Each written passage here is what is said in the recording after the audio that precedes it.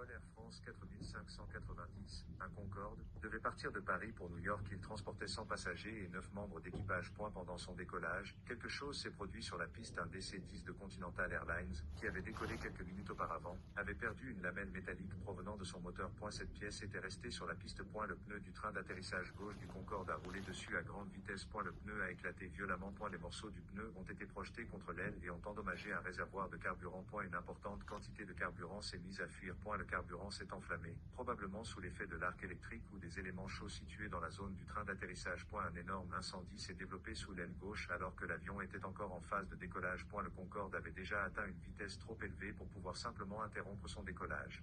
Les pilotes ont donc poursuivi la manœuvre. Pourquoi l'avion s'est-il écrasé? Le problème principal était que l'incendie a gravement réduit les performances des moteurs gauches.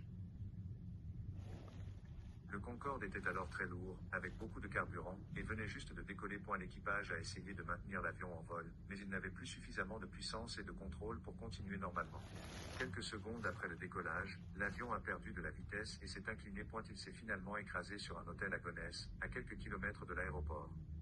Les 109 personnes à bord sont mortes, ainsi que 4 personnes au sol. Ce crash représente la fin de la commercialisation du Concorde. Merci d'avoir regardé, abonnez-vous.